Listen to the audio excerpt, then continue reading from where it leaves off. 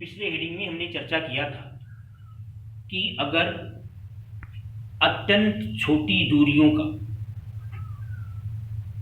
Indirect method से अगर यानी अप्रत्यक्ष विधि से अगर माप करना हो तो कैसे करेंगे। जैसे परमाणु की त्रिज्या ज्ञात करना, कोई भी अणु है, मॉलिक्यूल है, उसका व्यास यानी उसका डायमीटर ज्ञात करना। अब इसमें हम इस पर डिस्कस करेंगे कि अगर बहुत बड़ी दूरी हो जिसको डायरेक्ट मेथड से मेजर करना संभव न हो तो उसको हम कैसे मेजर करेंगे। इसके लिए बहुत सारे मेथड्स हैं। पहला मेथड आप ले सकते हो इकोसिस्टम, प्रतिध्वनि।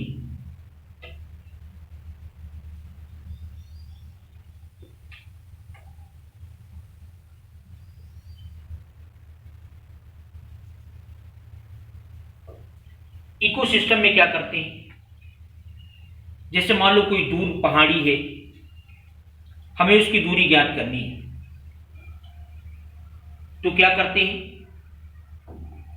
जहां से दूरी ज्ञात करनी हो वहां पर कोई ध्वनि उत्पन्न करते हैं। जब वो ध्वनि उत्पन्न होगी, मान लो यहां पर हमने ध्वनि उत्पन्न किया, ये कोई दूर पहाड़ी है, हमें इसकी दूरी ज्ञात करनी है। आप मान लें इसकी दूरी d है। जब यहां पर हम साउंड उत्पन्न करेंगे तो ये साउंड ऐसे चलेगा, यहां पर जाकर इससे टकराएगा और टकरा करके वापस आएगा। तो यहां से यहां तक जाने में कितना दूरी तय हुआ, स्मॉल डी। वापस आने में कितना दूरी तय हुआ, स्मॉल डी। और ध्वनि की चाल यानी वेलोसिटी ऑफ साउंड, ये आपको पता है कि स्मॉल वी है। अब प्रतिध्वनि यानी इको को सुनने में जो समय लगा वो मान लो स्मॉल टी है। मतलब आपने ध्वनि उत्पन्न किया, फिर ध्वनि गया वहां टकराया, टकरा करके पुनः वापस लौटा, आपको पुनः ध्वनि सुनाई पड़ा यानी प्रतिध्वनि सुनाई पड़ा। तो इतने में जितना समय लगा उसको हम मान लें स्मॉल टी। तो इस फार्मूले से कि समय बराबर टाइम बराबर दूरी माने डिस्टेंस बटे चाल स्पीड, इस फार्मूले से time t is equal to हो जाएगा, दूरी का मतलब d प्लस डी यानी 2d, चाल मानी भी। या यहां से कह सकते हैं d बराबर vt बाई 2। तुम्हें साउंड की स्पीड पता है, t का मतलब ये ज्ञात कर लेंगे कि दोबारा वही साउंड सुनाई पड़ने में कितना टाइम लगा। तो इस फार्मूले के हिसाब से हमें ज्ञात कर सकते हैं कि उसकी दूरी कितनी। एक और मेथड है जैसे सोनार मेथड।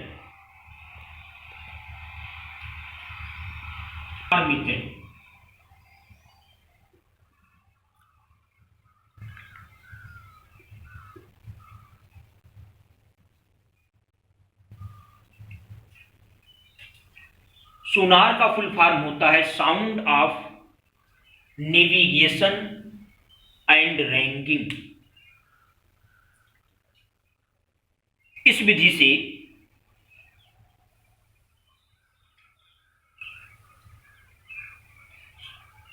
से हम जैसे किसी समुद्र में अगर अंदर कोई पहाड़ी है या समुद्र तल की गहराई कितनी है,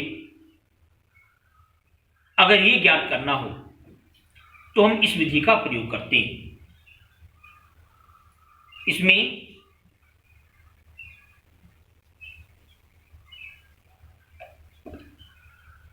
जो तरंग ली जाती है वो पराश्रव्य तरंग ली जाती है,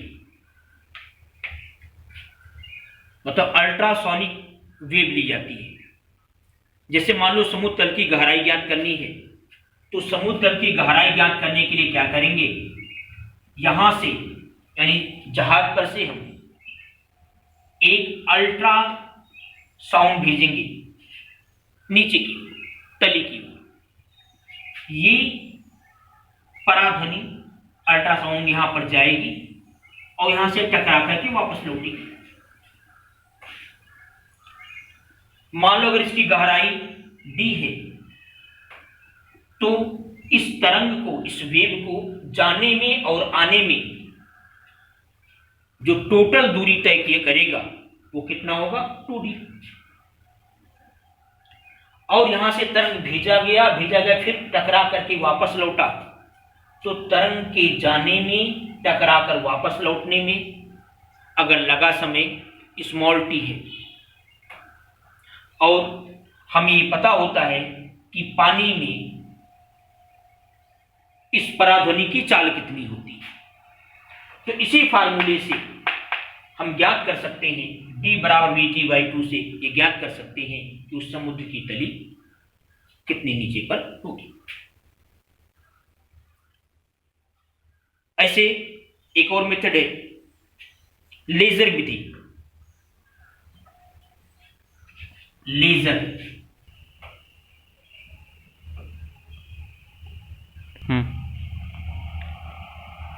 एक और मेथड है लेजर मेथड।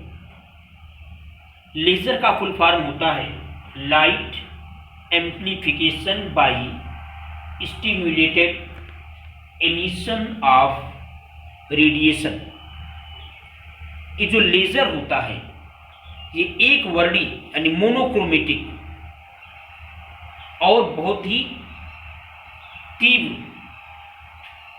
लाइट का एक सोर्स होता है, यानी तीव्र एक वर्णी पुंज होता है। इसकी एनर्जी का क्षय बहुत कम होता है।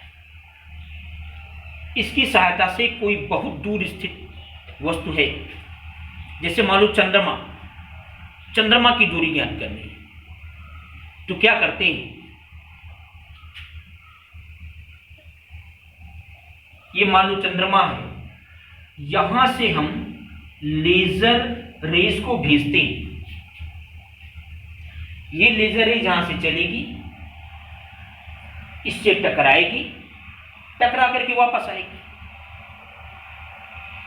तो जाने में और आने में जितना दूरी तय होगा, अगर मान लो यहां से चंद्रमा की दूरी स्मॉल d है, तो जाने में d दूरी, आने में d दूरी, यानी टोटल दूरी कितना तय होगा, 2d। और हम समय ज्ञात कर लेते हैं कि जब लेजर को भेजा गया तो कितनी देर के बाद टकरा करके वापस आया। तो टाइम का कैलकुलेशन हम पहले से कर लेते हैं, और लेजर की स्पीड होती है वो c बराबर 3 × 10⁸ मीटर पर सेकेंड होता है। तो टाइम बराबर डिस्टेंस 2d बटे c, या d बराबर क्या होगा, ct/2। तो इस तरह से हम चंद्रमा की दूरी पृथ्वी से ज्ञात कर सकते हैं। ऐसे एक और मेथड है radar.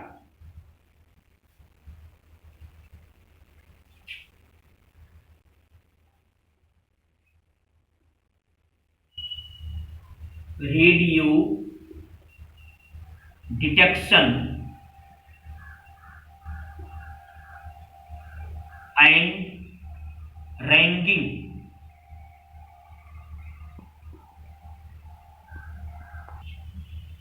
Radio detection and ragging, इसमें हम रेडियो तरंगों का प्रयोग करते हैं, रेडियो वेव्स का प्रयोग करते हैं।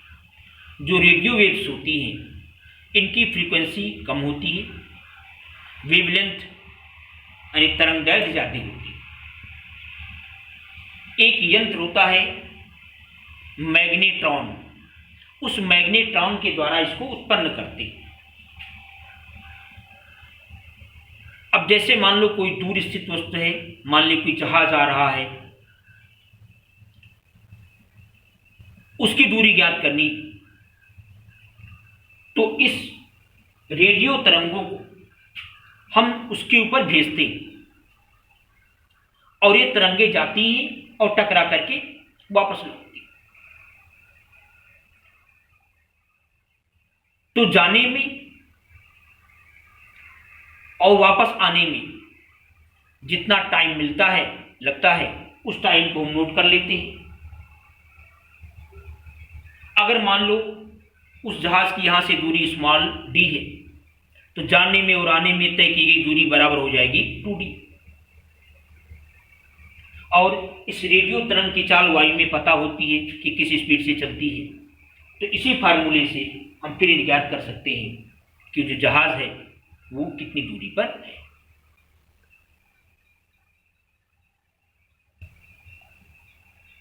एक और मेथड है स्पेक्ट्रोस्कोपिक मेथड।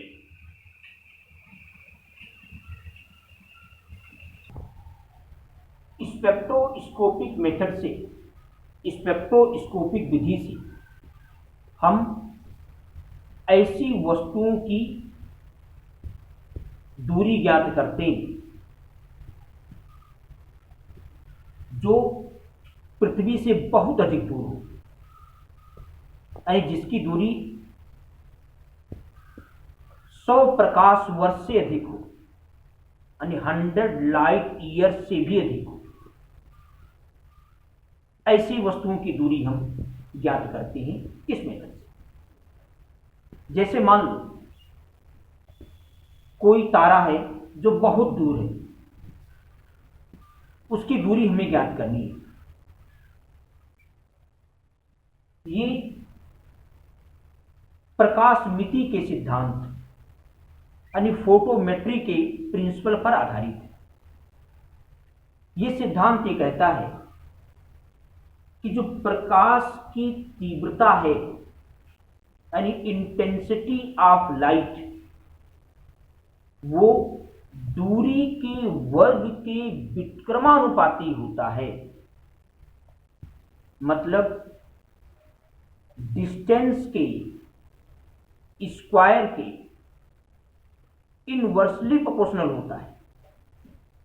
यानी अगर हम तीव्रता यानी इंटेंसिटी को आई से शो करें तो आई आर स्क्वायर के इनवर्सली प्रोपोर्शनल होता है, यानी आर स्क्वायर के विक्रमानुपाती होता है। इसको आप व्यवहारिक एग्जाम्पल से देख सकते हैं। मान लो यहां पर कोई बल्ब जल रहा हो, तो इस पर जो चीज लिखा हुआ है वो स्पष्ट दिखाई देगा। अगर इस डिस्टेंस को हम बढ़ाते जाएं, इसी को 100 मीटर ऊपर कर दें, तो हो सकता है दिखाई ना पड़े। यानी जैसे जैसे आर बढ़ता जाएगा, इस पर पड़ने वाले लाइट की इंटेंसिटी यानी प्रकाश की तीव्रता घटती जाएगी। और ये जो तीव्रता घटती है, जो इंटेंसिटी घटती है, ये दूरी के वर्ग के विक्रमानुपाती होती है, यानी आर स्क्वायर के इनवर्सली प्रोपोर्शनल। तो मान लो हमें कोई ऐसे तारे की दूरी ज्ञात करनी है जो पृथ्वी से बहुत दूर है, 100 लाइट ईयर से अधिक है। तो इससे जो प्रकाश आ रहा होगा उसका किसी फोटोग्राफिक प्लेट पर जो इमेज बनेगा, जो प्रतिबिंब बनेगा, वो धुंधला होगा, यानी उसकी इंटेंसिटी कम होगी। और हम एक और तारा लेते हैं जो पृथ्वी के करीब है और जिसकी दूरी हमको पहले से पता है। मान लो ये जो स्टार है S1, इसकी दूरी हमें पता है R1, और ये स्टार S2 है, इसकी दूरी हमें नहीं पता। हम फोटोग्राफिक प्लेट के द्वारा फोटोग्राफिक प्लेट पर इसकी भी इमेज बनाते हैं, इसका भी इमेज बनाते हैं। मान लो इस तारे की जो इमेज बनती है उसकी तीव्रता मान लो I1 है, और ये वाला तारा S2 इसकी तीव्रता मान लो I2। तो इस फार्मूले से हम कह सकते हैं कि I1/I2 इज इक्वल टू क्या होगा, R2 का स्क्वायर बाई R1 का स्क्वायर, या R2 बराबर होगा R1 अंडर रूट I1/I2।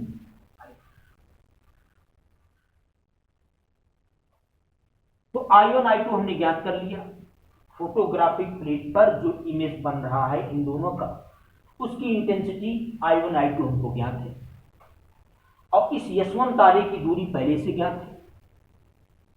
तो इसमें मान रख करके हम ये जो तारा है जो बहुत दूर है, जो 100 लाइट ईयर से अधिक दूर है, उसकी हम डिस्टेंस निकाल सकते हैं।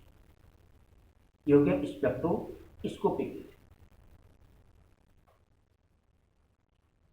अब ऐसे किसी वस्तु की या ऐसे किसी तारे की या ऐसे किसी ग्रह की दूरी ज्ञात करनी हो जो 100 लाइट ईयर से कम हो, तो उसके लिए हम मेथड यूज करते हैं लंबन विधि।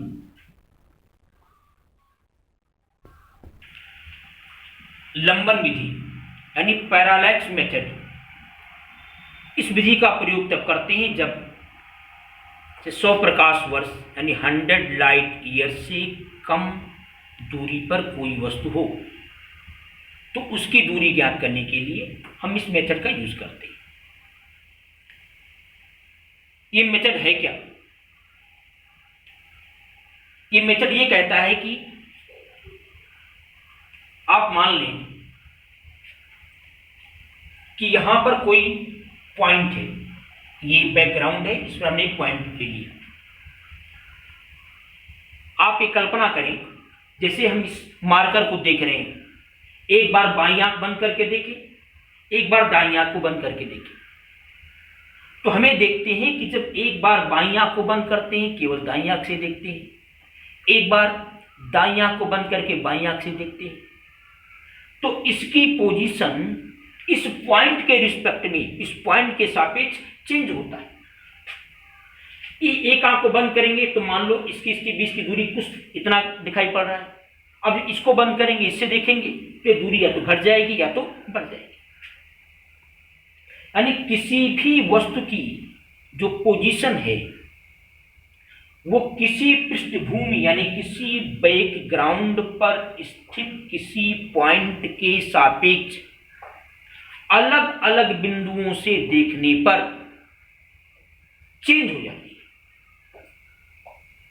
एक बार अगर यहां से देखा जाए, एक बार अगर यहां से देखा जाए, तो इसकी पोजीशन इस पॉइंट के सापेक्ष, जो बैकग्राउंड पर पॉइंट है, इसके सापेक्ष इसकी पोजीशन में परिवर्तन होता है। इसी को कहते हैं पैरालैक्स, लंबन कहते हैं। मान लो हम किसी पेंसिल को देख रहे हैं, ये पेंसिल मान लो O है।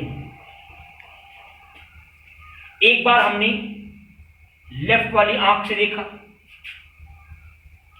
L, एक बार हमने राइट वाली आंख से देखा R। इन दोनों से इसको मिला दें तो ये जो एंगल मिलता है इसको कहते हैं पैरालैक्स एंगल, लंबन कोण, पैरालैक्स एंगल। और इनके बीच की जो दूरी होगी, ये डिस्टेंस, इसको कहते हैं बेसिस, आधारक कहते हैं, आधारक। और इस एंगल को कहते हैं पैरालैक्स एंगल।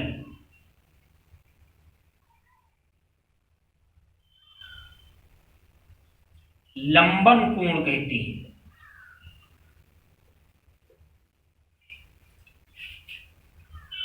अगर मान लें ये एस है, इसको डी मान लें।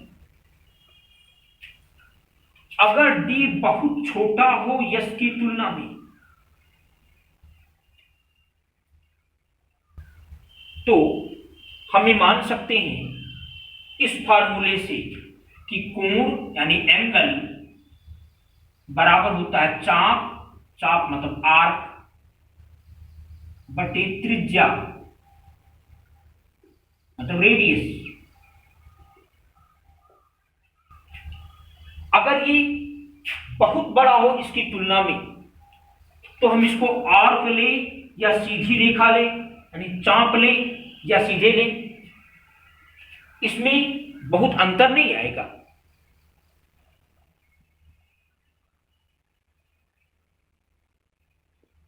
तो अगर हम इस एंगल को थीटा मानते हैं, तो इस फार्मूले से थीटा इज इक्वल टू हो जाएगा डी, डी का मतलब बेसिस डिवाइडेड बाई रेडियस मतलब यस, या यस इक्वल टू होगा डी बाई थीटा। डी का मतलब है बेसिस, थीटा का मतलब है एंगल, पैरालैक्स एंगल।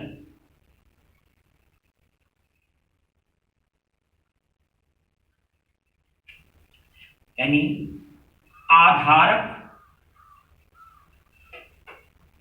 बटे लंबन कोण।